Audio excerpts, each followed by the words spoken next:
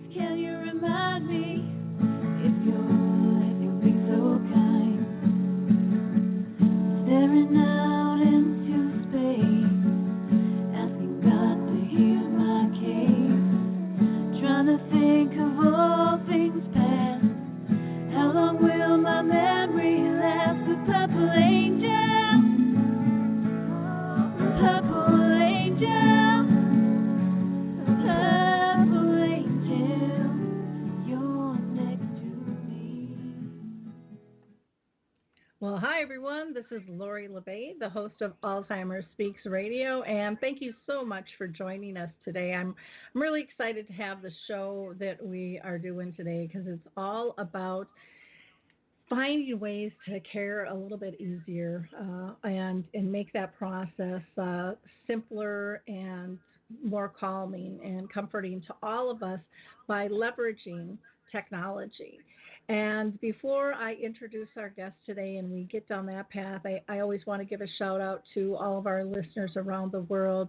We thank you so much for your loyalty, for your clicks, your shares. You have expanded our platform greatly. And again, I can't thank you enough for that. So I hope you'll continue to push us out on Facebook and Twitter and LinkedIn or Instagram, Pinterest, whatever your platforms are, because again, those little clicks are making a huge difference. You can also call in to the show today, and that number is 323-870-4602. That's 323-870-4602, and we'd love to interact with you, hear what your thoughts are about this topic of technology and making our life a little bit easier. If you're new to the show, we talk for about an hour. We are not focused on sound bites, but we're focused really on true sound information, and we're about raising everyone's voice around the world.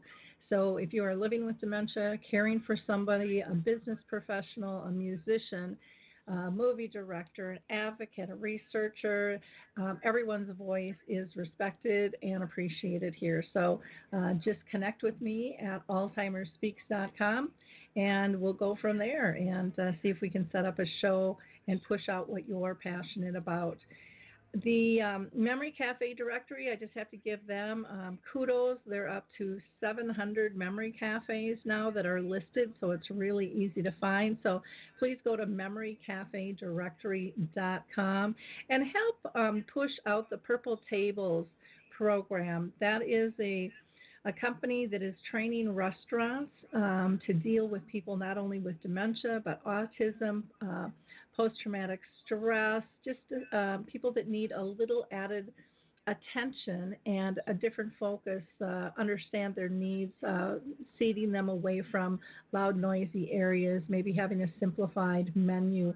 And you can just go to purpletables.com. Well, let's not wait too long. Like I said, I'm really anxious to get into this conversation today. We are lucky to have the CEO and founder of People Power with us, Gene Wang.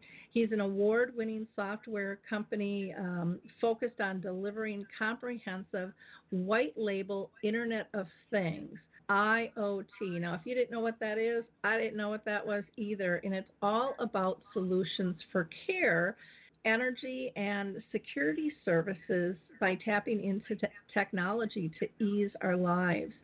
Gene was previously the chairman and CEO of Bitphone, an industry leader in mobile phone device management, which sold to Hewlett-Packard in 2007, and CEO of Computer Motion, which was a leader in the medical robotics area, which he led through a successful IPO in 97. So this guy knows what he's doing. He's also an avid musician, and People Power actually has a band, and he is the band leader. Gene earned his bachelor degree in computer science from the University of California in Berkeley. So welcome. How are you doing today, Gene? I'm great, Lori. Thank you so much for inviting me on your show. Well, I'm excited to have you here. Like I said in the intro, we're about raising everyone's voice. And my own mother had dementia for 30 years, and it was really frustrating not being able to find the services, products, and tools that we needed. And so, again, I think what People Power is doing is fascinating. We're getting a little background noise. I don't know if you're moving or anything, Jean, but if you can just kind of maybe be conscious of that, that would be great. One question that I like to ask everybody before we start our line of conversation is, Jean, have you been personally touched by dementia in your own family or circle of friends? Yes, my very good friend and across the street neighbor and his wonderful wife. So he has dementia, and we've been talking a lot about it lately. And it's a very long journey that we really want to help out with. It's a big challenge for people, but I think with technology, we can actually help and improve the quality of life. So, Jean, let me ask you this. I want to know about People Power, and you've been awarded $4.5 million in a research and development grant from NIA, and for those of you that don't know what that is, that's the National Institute of Aging. So, A, congratulations, but B, how the heck did this come about, and what are you going to do with the money? Yeah, we're very happy to be awarded this Small Business Innovation Research Grant of $4.5 million from the NIA. One of the and this is really helping my company develop a senior care solution for both caregivers and the patients that they're caring for with Alzheimer's and dementia. We partnered with Professor Bob Levinson from UC Berkeley, who has many decades of experience in this field and also a very proven track record with the NIA. And through that relationship, I think we were able to bring our new technology into this field in a way that hopefully will scale really big to help people who have these issues better manage through the challenges that they face.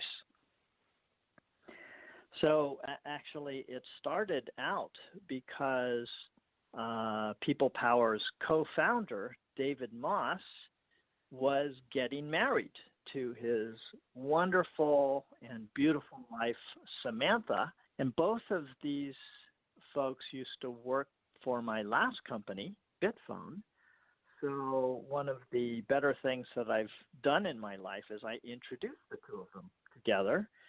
And they were getting married, and in the kind of celebration in a bar that was in conjunction with their wedding, what happened was that Professor Bob Levinson was there, and we got to talking about what we were doing at People Power. He told me about his pioneering work in helping people, both the people with dementia as well as the people who are caring for people with dementia. And that conversation just blossomed into this relationship, where then we applied for this grant together.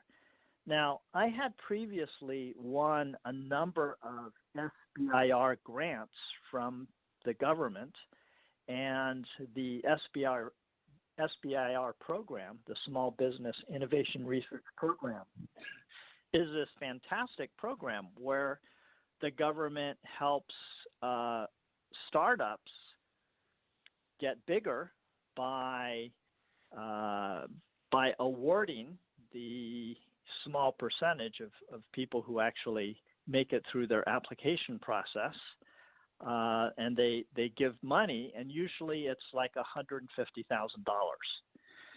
So we actually started out by applying for $150,000, and we messed up in the application process. So we didn't get it filed incorrectly. So Bob called his friends at the NIA and said, "Can we get a chance to try submitting our application again?" And they said no, but there is another application time in like 3 months down the road or something, and you can apply for more money.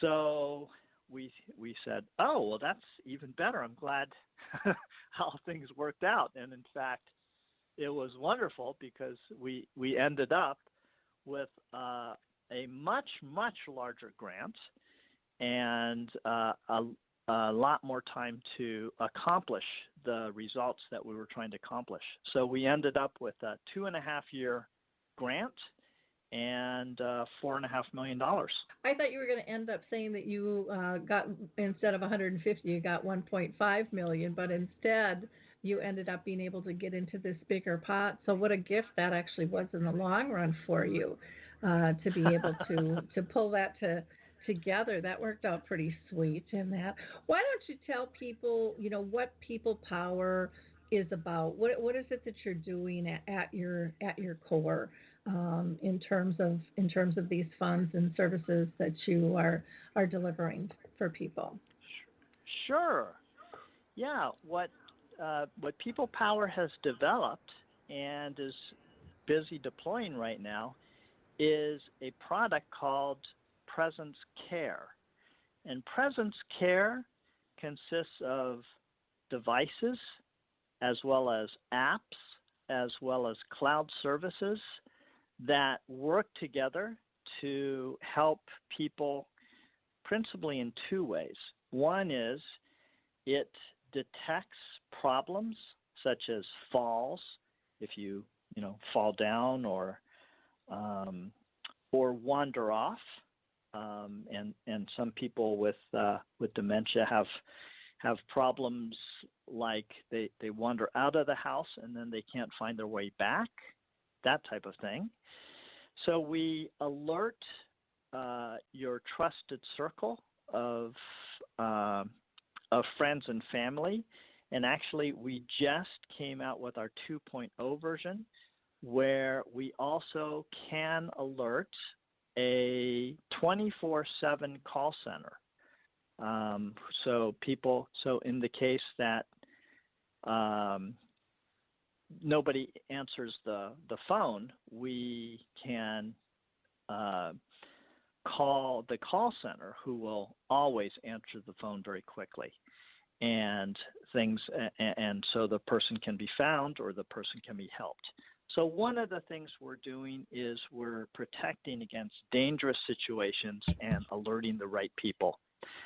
But the second and possibly more useful type of activity on a day-to-day basis is that we are addressing the loneliness and the feeling of isolation and the resulting possible slide into depression that people sometimes experience when they either have dementia or Alzheimer's or are caring for a loved one with dementia or Alzheimer's.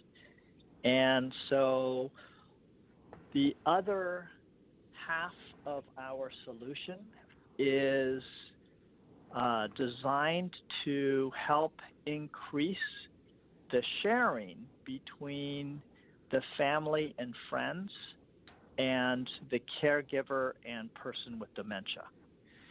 So one of the things that our system does is, first of all, it comes with an iPad.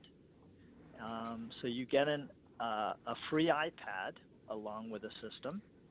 And, for example, my mother is 83 years old. Now, she's actually quite healthy, but she has fallen 3 times. And I've given her one of these iPads. And now whenever I do something fun or special with a family, I take a picture or a video or two, and I upload it to her iPad. Now, my mom is not very technical at all. And in fact, she's one of the least technical people I know. But she doesn't have to do anything. She just leaves her iPad on its stand, and whatever I send to her iPad, it automatically plays like a digital picture frame on her coffee table there. And then, so one thing, it's kind of like an Instagram account for seniors where my mom does not have to do anything. She doesn't have to touch anything. She doesn't have to launch anything. It just automatically appears on her iPad, and it cycles around all by itself. So, for example, my son and my daughter, my son just graduated from high school. My daughter just graduated from college, and those pictures are all cycling through for my mom to see whenever. So that's one of the things that allows me to then follow up with her. And another thing that Presence Care does is it actually reminds people in someone's trusted circle of friends and family to call every day. So one person is selected and reminded to call the person in question and stay connected. So I think one of the things that we believe is that it's one of the big problems people face when they're going through something really tough like dementia or Alzheimer's, or even caring for somebody with that you tend to just withdraw and turn inward and then feel lonely. And according to Professor Bob Levinson, actually people who cut themselves off like that, they actually die sooner. So there's actually, it's not just feeling bad, it actually affects lifespan. If we can connect people to their friends and family more frequently and offer these services where every day somebody is reminded to reach out and just talk to the person and maybe talk about some picture or video that they've shared that is very easy to see, that's going to make a difference. So that is one of the things that our research is about, is increasing the connection between people, and we call this kind of general part of our product sharing is caring. And we think that it's going to work really well. Oh, I can believe that it will. I think I think that whole deal with isolation and loneliness and leads to depression is a huge factor, not just for people with dementia, but just people as we age. Circles change in terms of both our family and friends, and it's nice to be able to see things that are familiar and be able to reminisce if it's with yourself or if it's with someone else. Is there ability to actually reach out and contact them through this application, or is it just pretty much a reminiscing thing with the pictures scrolling through? Well, the reaching out is done through the phone. So what we do is you log in to. So first of all, we define in presence care your trusted circle of friends and family with their phone numbers. And then we text people, so it's not as inconvenient as launching an app. We text people to remind them to call or share a memory.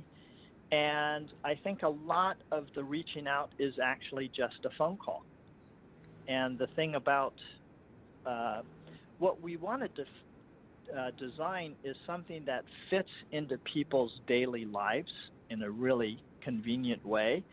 And so a lot of our design revolves around understanding that the people that we're targeting are not highly technical, like my mother. So we're not really targeting the millennials or the younger generation, and we're using things like the tablet that you don't have to touch at all, and just regular phone calls to keep people connected. Okay. But we're reminding people to call. So okay. we are, yeah. Go ahead. I was just going to add one thing that, just through my work in with dementia, and I think this applies to our elders as well, even if they're not as tech savvy. I think there's still a lot of them out there that are. But if there's a way to add to that presence, to have video conferencing that's simple, I know many use the platform Zoom out there, but what they tell me all the time is they didn't realize how much they read nonverbals and how much they read lips, and being able to see that picture of somebody can really help assist them communicate a little bit longer in the process, because they have more feeds that they're pulling on because of the visual piece. I know for my mom, after a while, she didn't know what the phone was. And so was it a phone or was it a clicker? All of those things as dementia progresses. And every person is going to be a little bit different. Every, target market is going to be a little bit different. But I think so many of the younger population to mid-age or, pushing that the boomer realm as well is getting pretty tech savvy. They're almost forced to in a lot of ways. So that would just be something, I would say to maybe take into consideration in the future, because that intergenerational ability to interact is also a helpful piece. And a platform like Zoom, I don't know if you're familiar with it or not, but those could be recorded as well and played back if that was something of interest down the line too. So that's just kind of my 2 cents. I love what you're doing. I think it's absolutely fantastic. Any connections that we can make and make them simple are incredible and definitely needed. Lori, you're absolutely right. I completely agree with you, and I'm very familiar with Zoom. We use it all the time at my company, and I think kind of two-way audio video is a great idea. And in fact, tomorrow we're going to have a full day meeting with UC Berkeley, as well as a fantastic woman from UC San Francisco, where they've done a lot of the interviews of the people who are part of our study, and we are actually going to talk about things like two-way audio video and the kind of cues that you can pick up on people's faces and so on. And one of the things that I think is that Zoom is going to be too complicated for my mom. And I design a lot of things based on what my mom can do and can't do.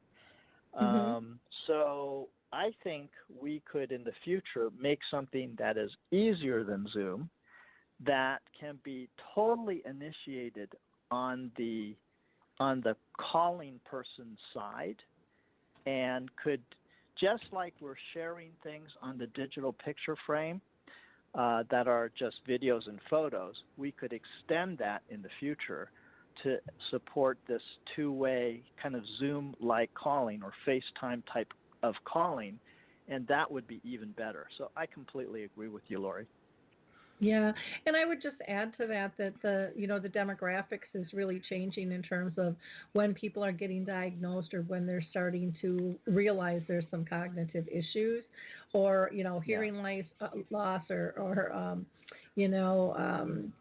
visual, all of those things. I think people are paying a little bit more attention to. So I think the demographics are getting a little bit younger, and people are engaging at an earlier age too. And the sooner that there are platforms and apps for them to tap into, the easier it will be as the disease progresses, needless to say.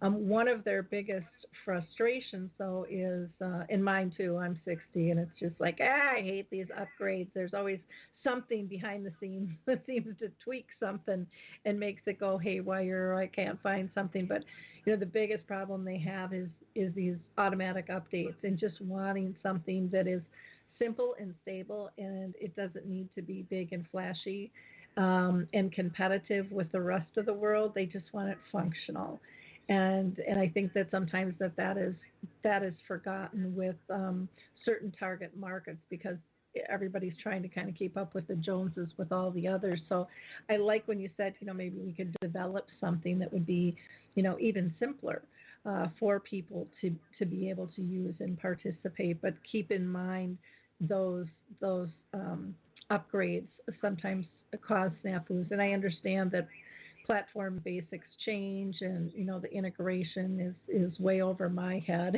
and some of it is necessary. But again, I think simple is easier than complicated for a lot of us at a lot of levels. For everyone. Too. Right. I know I hate when I have to buy a new phone or get a new computer, or it's just like, oh, the learning curve, because our lives are so busy. Now, you're currently working on affordable in-home, caregiver solutions, and right. We talked about, I love that you're detecting falls and wandering. Can you tell people how that works? Is there a pendant or something that people have to wear? Because I know that there are, different models out there. But, it would be nice to be able to just have all your technology come through one base. So if you have an issue, it's that one-stop shopping. I hear that from people all the time, because everything is set up just a little bit different. Yeah. We are currently not offering a PERS button, although we are working with a great company who is making one for us for next year. But the way our system works is there's nothing that you have to wear required. What we do is actually we're working with UC Berkeley, and they are going in and taking a few minutes and installing these motion sensors and entry sensors around the house. And what these motion sensors and entry sensors do is, first of all, they can't see you. It's not like a camera. It's just detecting the heat of a person, or even an animal. And what we are essentially doing is, if we can tell if somebody is inside the home or outside the home, and we can tell when the door opens and so on. And so we can tell if somebody has wandered out of the house at night and hasn't come back, and then we alert based on that condition. We can also tell if somebody is in the home but hasn't moved in a long time, and in particular where that is, and if it's in a high fall risk area, like maybe a bathroom or stairway or something like that, and then we alert based on that. So essentially, we are using sensors which are communicating up to our cloud and then alerting people on their phones if something is going wrong. Okay. Well, and that I think is great, because I know a lot of people, there was pushback with the video. Is I still want my dignity, I still want my privacy, even as I progress in the disease. I'm not necessarily comfortable with that. And I know sometimes, care partners really want to see what's going on and things, but I know with people with dementia, say that's a real fine line for them. And so I think this is a nice route to be able to monitor and catch those things sooner than later. One question, Yeah. This might sound really silly, especially if somebody might be, let's say, living in a community where they are an apartment. Is there any way that the sensor can tell you like what way they turned once they walk out the door? I just think that would be really helpful data too. And I know that might be hard because there's lots of people probably going up and down hallways, but I just think that could be helpful in terms of locating them, in terms of which direction, did they scoot? Yes, and actually you pointed out a difficulty, but first let me say you can put like several motion sensors up, and then we can actually track movement between one sensor to the next.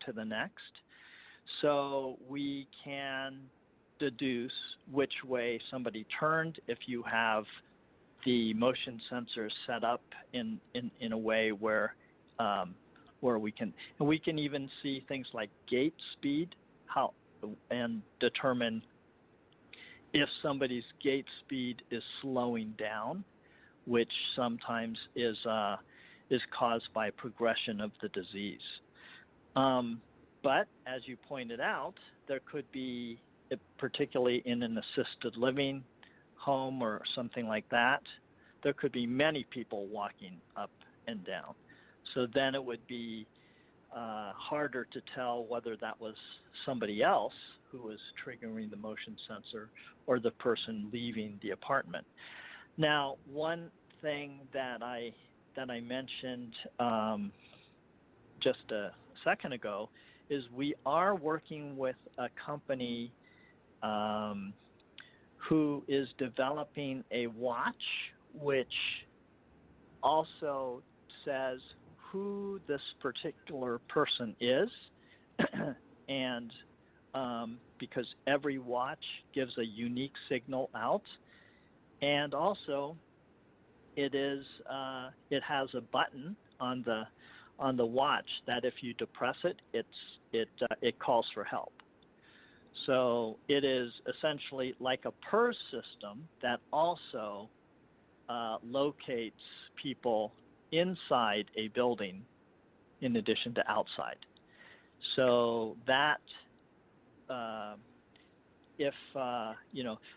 example, I just got back from a meeting at Brooksdale, which is one of the large assisted living and independent living centers.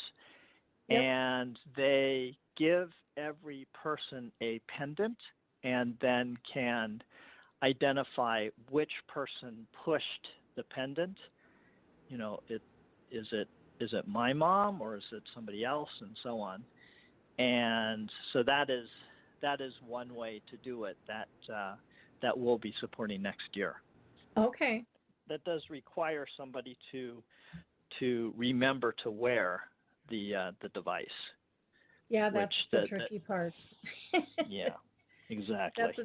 That's the tricky part, or making it small enough or normal enough looking, that it looks more like a regular piece of jewelry or watch, versus some of them are kind of big and bulky and people feel uncomfortable, wearing those. So Well, that's good to know. I like how how you're tracking with things there. Now, do you provide things too, like with sensor lights for night lights, or to be able to monitor refrigerators and stoves and things like that too? Yes, we actually provide a lot of different things. We are providing, along with our care grant, lights that turn on at night, so kind of motion detection lights that you might put in the if you have to get up and go to the bathroom. So we do supply those. We also supply water leak sensors, or just one water leak sensor, possibly for the bathroom or for the kitchen. We were also detecting stove temperature. We discovered that it was not working very well. The temperature sensor was having actually, I think it has to also do to the fact that sometimes it takes a long time for the stove to cool down. But that is an area of concern for us, and we're trying to find a better way to detect stove fires that is reliable and low cost. But we support People Power is a company that supports three kinds of services. In addition to senior care, we're also very expert in home security and home automation, as well as energy management. So the types of devices that we support that aren't really necessarily part of the senior care solution that we've developed, but that can be added to. We support things like voice control. So, I can say, Alexa, turn on the backyard lights. My backyard lights just turned on, and I can say, Alexa, turn on the speakers. I'm in my music studio, and my speakers just turned on. We also support smart plugs, which actually my speakers is plugged into a smart plug, which is why it does that. We also support light bulbs. I can say things like, I can actually dim the lights and so on. We also support smart locks. So, for example, I demonstrated in my music studio, I kind of simulated a fall, and then we unlocked the door and we called the call center. And so we support a wide range of devices. We also support things like pool pumps and spa pumps and thermostats and so on. And we don't make hardware ourselves. We are a software company that integrates a wide range of hardware and makes it work together with brains in the cloud, kind of helping people in the areas of security, energy, and care. Okay. I have a question for you. What's a smart plug? A smart plug is something where you plug the smart plug into the wall socket, and now you can control turning things on and off by either from your app or using voice control. Okay. Good to know. So what's nice with your company is you can get this presence package, or you could expand it, if there were other needs as well. I think which is a fantastic add-on to be able to work with one company through some of those things. What do you guys see is the top three challenges at home that people are having? Well, I think dealing with Alzheimer's and dementia is a huge challenge, and I think that people and there's no known cure right now, so that's definitely something that people are working on, but we'd love it if that progress could be faster. I think that caregivers, who we're really also targeting the caregiver of the person with dementia, and we're trying to make his or her life easier. And we are looking into assigning tasks so that that can be more straightforward, and allowing tasks to be assigned amongst a trusted circle so that the burden of care doesn't fall completely on just one person's shoulders. We are really trying to address this issue of loneliness and depression. And I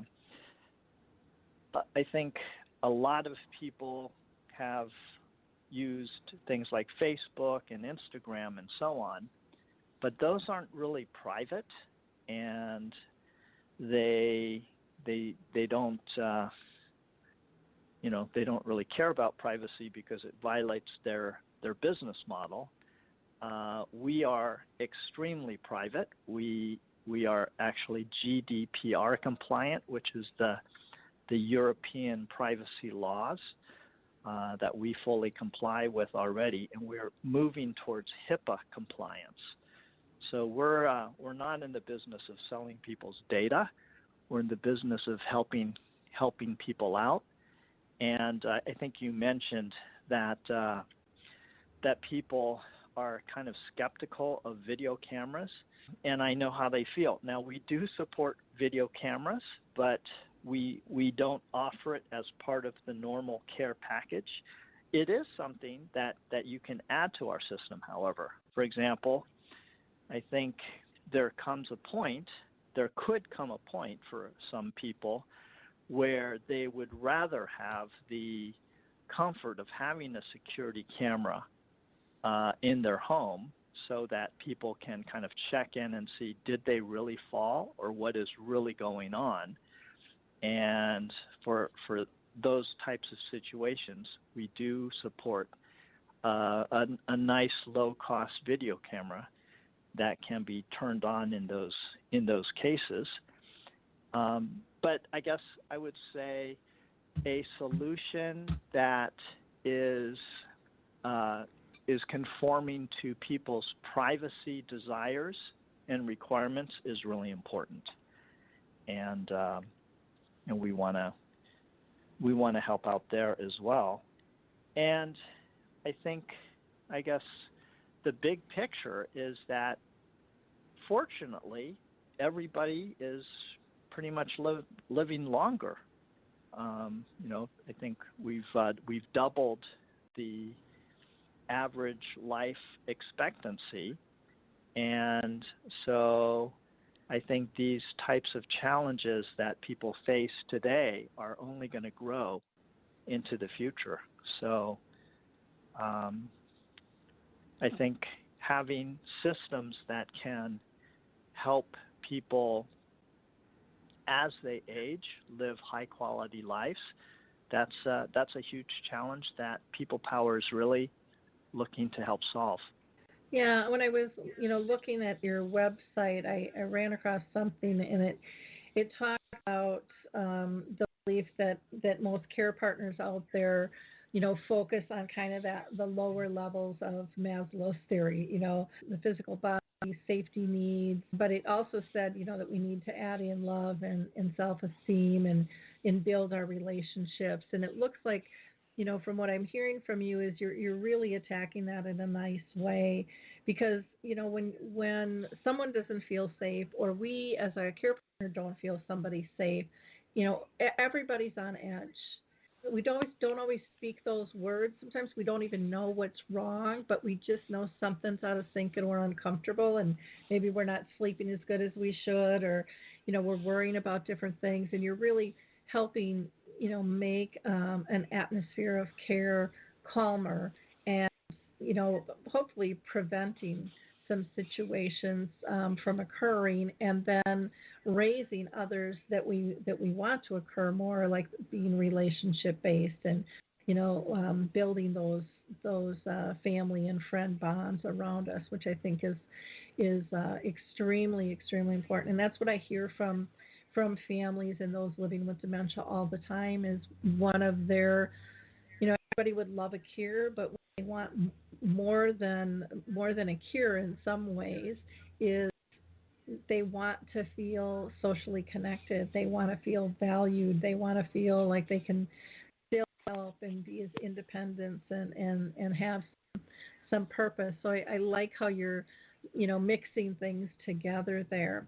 I wanted to ask you, I believe our time is running so quick. It always does, though. The show is, you mentioned that you're working with Bob Levinson. What's it like, working with one of the leading experts in aging, alongside him? It is fantastic. He is such a great guy, and I'm really looking forward to spending the day with him tomorrow. And he's assembled this great group of researchers, and they're very thoughtful, nice people who are, really, really smart. So we're able to benefit from Bob and his team of PhDs to help us invent something great for the future. Now, the great thing about Bob, though, is he's also the baritone sax player in the People Power Band. So we're not just a company; we're also a music group. We have a 10-piece band, and Bob is a fantastic baritone sax player. Which, this is I don't know if you know what these look like, but they're huge saxophones. They're really big, heavy things and very low. And we just performed last month at the California Jazz Conservatory in Berkeley, and we had so much fun. So he's a really fun guy, and he just was inducted into the American Academy of Arts and Sciences. So he's literally one of the most knowledgeable people on aging and on research into people with dementia and Alzheimer's. And he's Wonderful. A professor of psychology, so he really helps us address, as you were saying, some of the higher levels of Maslow's hierarchy of needs. And, we're really trying hard to not just address the kind of the basic needs of, things like detecting falls and so on, but also connecting people in meaningful ways and giving more meaning to their life and enabling them to help out. Now, one of the things is we are still seeking people to participate in this study that we are essentially giving compliments of the NIA, giving away the Presence Care Kit, which does have a Google Home voice controller and an iPad and these lights and motion sensors and entry sensors and so on. And we are giving them to folks who have it's basically a caregiver living with a person with dementia or Alzheimer's, and for participating in this 9-month study, you not only get this free system that's really pretty good, but also I think if you participate in the surveys and things like that, you get paid $175. Yeah. Wonderful. Well, I will definitely pass that around to my dementia chat panelists and also my memory cafe people, I think that there might be some interest in that for sure. Great. With that. So wonderful. Well, any last comments that you have? We've got about 5 minutes left here, and I know we've covered a lot, but is there anything else that you want people to know that we haven't discussed? Well, first of all, thank you so much for inviting me, and also for just having a radio show that focuses on this topic. I think it's really wonderful that you're doing this at all. And I guess I wanted to just leave people with a thought that it is something that there's no defeating death. So it's not about defeating death. It's about living and enjoying life as much as possible. And if you don't just kind of turn inward, but if you stay in touch with friends and family and people you love, that really can improve the quality of life.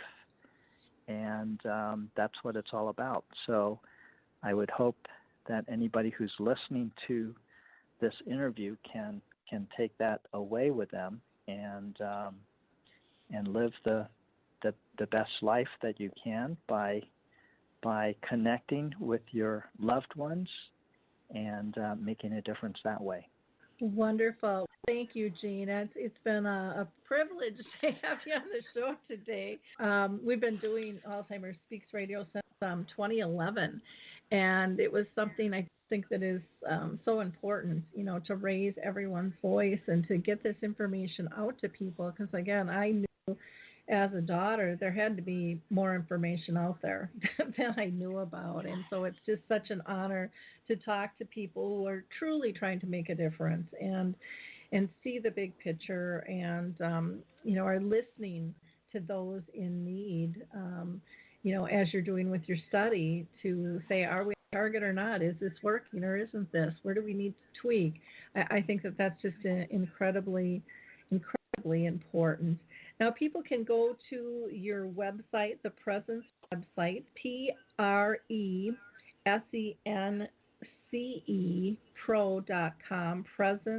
PRO.com, or you can go to your peoplepower.co.com, People Power Company, I would imagine that is, .com. And you also have a 1-800 number, which is 855-712-9833. That's 855-712-9833.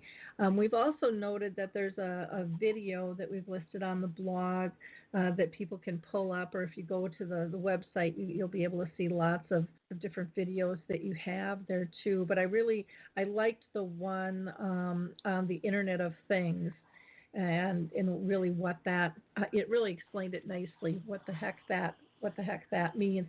Can you tell people really briefly, just in a couple of minutes, what the Internet of Things really stands for? Yes. So really, I think there's a big revolution going on in technology right now.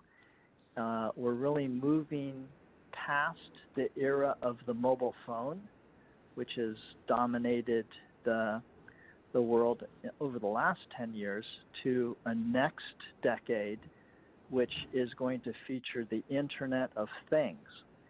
In other words, there probably be 10 to 100 times more things that are communicating over the Internet than there are people communicating over the Internet today.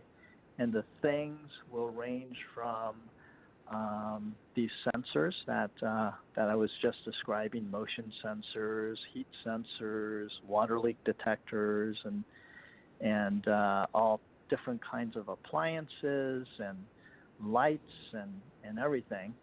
And the Internet of Things will be hopefully made useful by companies like People Power, who will build compelling end user services that will make people feel safer, that will save them money by turning things off when they are not in use and help deal with some of the challenges that we face in climate change and so on.